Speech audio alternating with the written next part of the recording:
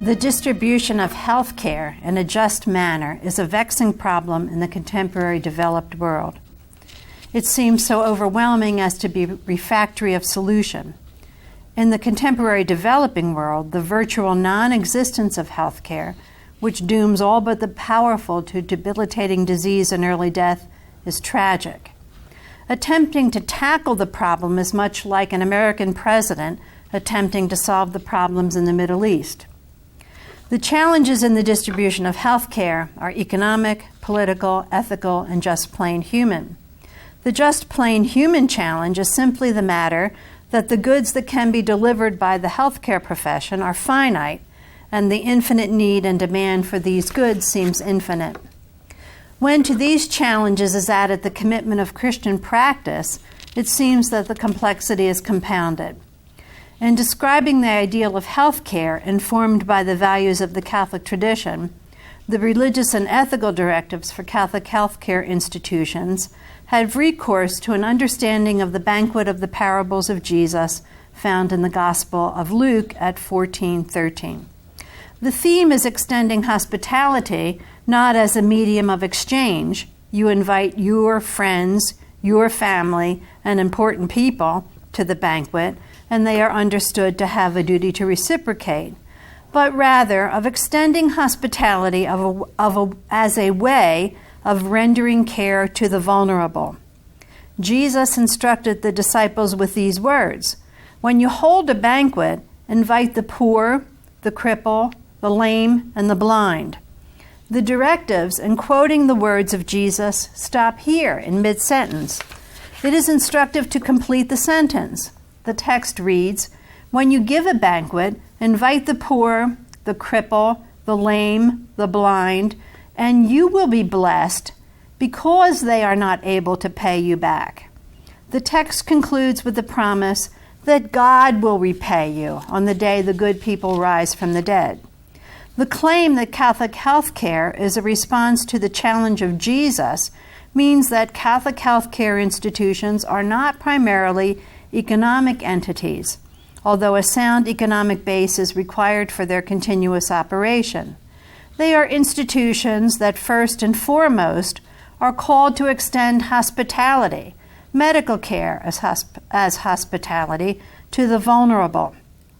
Hence, Catholic health care has a particular identity and an additional set of challenges that derive from its special mission and identity.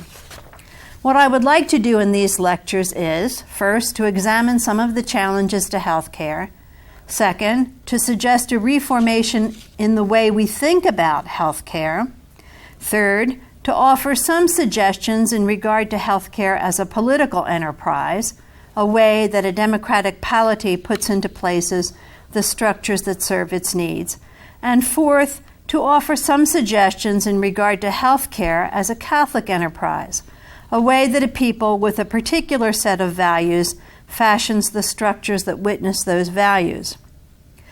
First, the economic pressures. Among the economic pressures are the rising cost of health care, coupled with an ever-increasing demand and ever-increasing cost of the delivery of high-tech medicine. The steadily increasing percentage of gross national product from 4% in 1940 to over 16% in 2000 that is consumed by healthcare costs, the steadily increasing cost of insurance, insufficient levels of reimbursement from government and other third-party providers, the reluctance of patients who now perceive themselves as fully covered to pay out of pocket for health care, an increasing number of uninsured, now numbering about 14%, with the consequences of their limited access to health care, and the demand for ever higher, increasingly obscene levels of compensation by physicians, especially physician employees. Added to the economic pressures intrinsic to the practice of medicine is the pressure spawned by our litigious culture within which medicine is practiced. This litigious culture, whichever its origin, has generated numerous lawsuits, some justified and some not, against physicians. Of course, those that are justified ought to result in appropriate and sufficient awards for damages to the injured party. And if the harm was the result of medical malfeasance, it ought to result in the appropriate oversight and penalty of the physician, including the penalty of loss of privilege of practice. Some of the lawsuits, however, have resulted in outrageous financial rewards, well beyond reasonable compensation for the economic losses caused by the injury.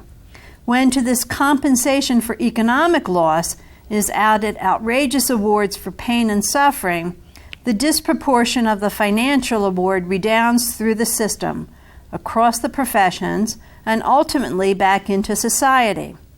The frequency of the lawsuits has resulted in the loss of physician time from practice, in the increase in medical tests and procedures ordered for patients in order to protect physicians and hospitals, which results in an increased cost to patients, the increase in malpractice insurance, the decrease in the number of physicians willing to engage in certain specialties or to practice in certain geographic regions, and the rise of a new generation of obscenely wealthy trial lawyers who receive 25 to 30% cut of the jury awards, and the downward social spiral continues. Among the political pressures, political is broadly construed, are the competing claims of the efficiency and appropriateness of the federal government as the sole provider of health care, as opposed to similar claims of the free market to provide health care through a variety of mechanisms that range from fee-for-service to profit-managed care systems. Among the ethical problems are the just and appropriate use and distribution of medical technological advances, what accounts as disease to be ameliorated by medicine, the question of the withdrawal and the withholding of treatment that is no longer beneficial, the continuation of treatment that is beneficial, and rationing, precipitated by infinite need and finite resources, of particularly beneficial services. To try to put some order into this complex problem, let me begin by addressing the issue on the level of the individual in society, then move to the professions, and then finally to a consideration of the problem of system. But before going forward, two observations need to be made. The first is that we live our lives as individuals in society, and the second is that health care is a scarce resource. The first requires us to regard the good of others as well as our own good. The appropriate, operative, ethical principle is not who dies with the most toys wins, or who dies after having consumed the most resources wins. The operative ethical principle is love your neighbor as yourself. The second observation requires us to understand that health care is a scarce resource and obliges us to use it wisely and appropriately. These observations apply across the board, that is, for the individual, for the profession, and for the polity. The problem of health care as a problem for the individual is first a conceptual problem, that is, the problem of understanding the essential nature of health care. Very often, the attempt to approach the issue is to locate it in the disjunction which is offered in the following. Health care is either a right or it is a commodity. At the extreme, the right holder claims that health care is a positive right, a welfare right, to be provided for by someone. The commodity claimant considers health care as a bit of merchandise, another thing to be purchased by those consumers who have sufficient funds. This proposed disjunction is a false dilemma. Neither understanding taken on its own is correct. However, each has some truth in its claim. So perhaps what is called for is a higher insight that embraces the truth of each and leaves behind as false the absolute claims of both. It has been suggested that health care be considered a good, a basic good, such as food, clothing, and shelter. Basic goods are the necessary conditions for human flourishing. So if health care is a basic good, then it occupies a position similar to other basic goods. But the basic goods are produced by society for the good of society. In this highly individualized environment, Human beings often forget the social nature of the production of the basic goods, and they often forget the givenness of the materials that are present in the world to make possible the production of the basic goods. These materials include the raw materials of the earth and the intellectual material of human intelligence that guides the enterprise that fashions the raw materials into goods. Those who are capable participants in society are responsible to take reasonable means to provide these goods for themselves and for their families. If for some compelling reason, however, there are some people who, because of infirmity or immaturity, are unable to provide this goods for themselves or for their family, then the basic good needs to be provided for them. If health care is appropriately considered as a basic good, then the same principles which are operative in supplying other basic goods should be operative in the distribution of health care. Everyone should have this good at a basic level. Once this basic level is provided, then the scarce resource should be made available for purchase. The liberty to purchase should be accompanied by a sensitivity toward those who are less well endowed. A second problem for the individual in regard to health care as a basic good is the understanding of its scarce nature. One of the ways that human beings understand the scarcity of goods is in their real payment for goods. However, now much of health care is compensated for by third-party payments. Private insurance, most often paid for by employers as a benefit, or by government in its Medicare and Medicaid programs. This is a relatively new phenomenon. It came into existence after World War II. Now, on its face, that seems like a good, and it is a good, but it's not an unproblematic good. The delivery of this new good forgot to take into account human nature. The third-party payment system insulated the individual from the cost. Therefore, the basic good ceased to be understood as a scarce resource. Economists observing this new arrangement report that the use of medical resources by patient varies dramatically with the existence of third-party payments. Their conclusion, easily understood when human nature is taken into account, is that the larger the share paid directly by the patient, the smaller the growth in expenditures in medical products and services. Conversely, the smaller the share paid directly by the patient, the larger the growth in expenditures in medical services and products. A third problem for the individual, even the individual who recognizes the scarceness of resources, is the best way to use the resources. A reasonably healthy lifestyle contributes to the lessening of the need for scarce resource.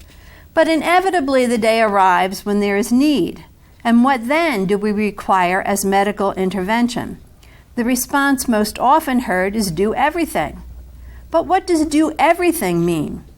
It ought to mean at least that the medical intervention be appropriate. That is, that the resources used in medical treatment provide a commensurate benefit to the person. This seems an appropriate place to recall and apply the distinction between ordinary and extraordinary means in the pursuit of health care, and to insert a reminder that only ordinary means are morally obliging. A fourth problem for the individual is the reminder that the power of health care is to provide a limited means to care for a limited life. We are finite beings, and the material bodies of our finite sojourn are corruptible. That our lives are lived in such circumstances is gift and limit. Stanley Hauerwas suggests that the practice of Christian patience has a great deal to offer to the community in its concern for health care. Stanley says, to be patient when we are sick requires first that we learn patience when we are not sick. God has given us ample resources for recovering the practice of patience. First and foremost, we have been given our bodies, which will not let us do whatever we think we should be able to do. We are our bodies, and as such, we are creatures destined to die. The trick is to learn the great good things my body makes possible without hating my body, if for no other reason than the death of my body is also my death. To practice the patience of the body is to be put on the way to holiness, as we learn that we are not our own creations. The patient acceptance of the limits of health care and the patient acceptance of the limits of life prevent our looking to health care for a salvation that it cannot deliver. A fifth problem for the individual is the understanding of the appropriate restriction of the scarce resource of medicine to medical need. Medical resources have as their primary application to cure disease, to assuage suffering, and to provide compensation for disability. The use of these scarce resources ought not to be requested by people until such time as medical resources are available in sufficient quantity to respond to real need on the part of the community. This requires individuals to be sensitive to the needs of others, to be aware of the requirements of solidarity. An appropriate remedy here might be for the individual who has the desire and the wherewithal to purchase medical resources that become available outside of basic needs, after all of the basic needs have been met, to donate an amount of money equal to the cost of the procedure to a relevant charity. To address the problem of the distribution of health care at the level of the medical profession requires that the observations previously indicated, that is, that we are all members of society and medicine is a scarce resource, be recalled, and to be remembered that the physician as individual encounters the same problems as other individuals. The physician, though, as professional, assumes greater responsibility for proper distribution.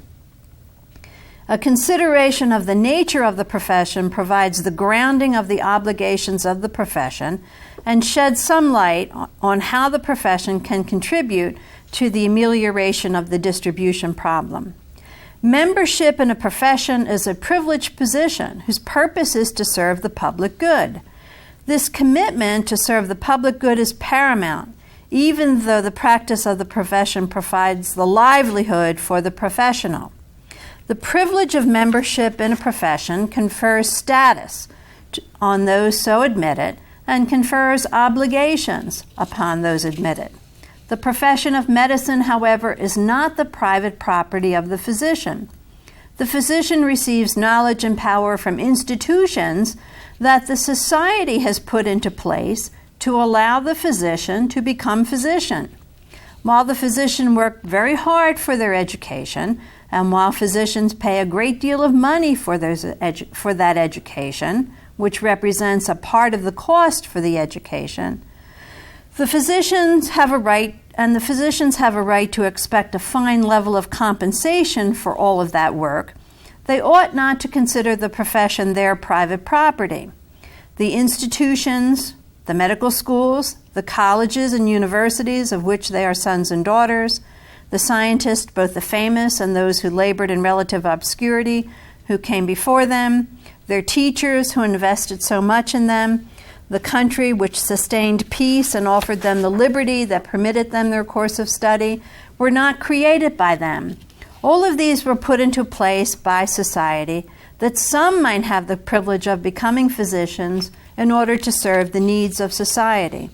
Physicians, by accepting the opportunity to become physicians, enter implicitly into a social contract between themselves and the society for the purpose of caring for the sick and disabled members of that society. Physicians ought to remember this social contract, reflect on its meaning, and explicitly affirm it in their actions. Having accepted these particular goods of this society, physicians have certain obligations, certain duties toward it and its members, to use the skills that they have learned and the competencies that they have mastered for the good of their patients and for the good of their society. A second problem for physicians lies in the success of medicine. The advancement of medical science, technologies, medicines, antibiotics, combined with advance in pain relief medication, has opened the door for the safe use of the art of medicine beyond serving the sick. These tools can be used to satisfy human desires, whether that desire to be more beautiful, to look younger, to be taller. How ought the profession respond to these desires, and where ought the line be drawn? There have been, in the past 50 years, a proliferation of the non-medical use of medicine. Plastic surgery is just one example. Elective abortion is another. On the horizon is the request by patients for the amputation of healthy limbs. If the request is given a name, such as body dysmorphic disorder, and if it is included as a disease in the Diagnostic and Statistical Manual of the American Medical Association, ought physicians to apply their sophisticated surgical expertise to satisfy this disease? Now, just as individuals ought not to use medicine for non-medical needs until the basic healthcare needs of all members of society are met, so too physicians ought to reserve the use of their skills to medical need. If the basic needs of all in the community are met, then physicians should enjoy the opportunity to satisfy appropriate human desires. An appropriate remedy here might be for physicians who have the expertise, desire, and the time to render such non-medical service to donate an equal service to a less fortunate person. A third problem for physicians in maintaining their own competence and the competence of their profession is that each physician is required to be competent in the discipline and to maintain the standards of the discipline. The maintenance of the standards of the profession requires physicians to oversee their colleagues. Attention to these related obligations should decrease the level of harm, whether that harm be culpable or not, to patients, with a subsequent decrease in malpractice suits on account of serious injury. Of course, all of the obligations developed here for the medical profession apply mutatis mutandi to the legal profession. With all of these considerations in place, the next consideration is the role of the democratic polity in putting into place the necessary structures to serve health care. How will the polity make possible a system of health care that serves human needs, that respects human dignity, and that recognizes human limits, that is competent and efficient, that rewards the sacrifices of those who provide service, and will continue the marvelous advances of medicine? Now, while I do not want to play American president in the Middle East, I do want to offer some suggestions. Neither a free market approach nor a welfare rights approach is adequate. The free market approach forgets the needy. The welfare approach is unmindful of the limits of human nature and the limits of the resources of medicine. Here are a few suggestions. The first is that when health care is understood as a basic good, then it follows that the primary obligation falls upon individuals to provide it for themselves and their families. With the satisfaction of this obligation comes the right to make choices. However, choice is always limited, and here should be limited to real medical need. Second, if an individual cannot provide the basic good of health care, then the polity is obliged to provide a health care package. That basic package will have to be limited. The determination of the contents of that package is to be a task undertaken by public participation of all the stakeholders. Third, medicine is a scarce resource. The scarceness of the resource will be ameliorated if individuals use it only when they need it and if physicians restrict their practice to real medical needs. Fourth, because of the economic stratification of society and because of the stratification of medical need, there will have to be put into place assisted opportunities to purchase a variety of plans. Fifth, the intersection of medicine and law at the point of patient harm should be settled not in the courtroom, but before panels with the expertise and practical wisdom to render fair judgments and the power to enforce these judgments. Finally, the Catholic healthcare system has a particular witness role to play in the contemporary world. If for economic reasons and practical reasons it chooses or it must withdraw from its extensive involvement in medicine, then Catholic healthcare institutions should provide services where those services will have the greatest impact for the values it holds and the values it would witness.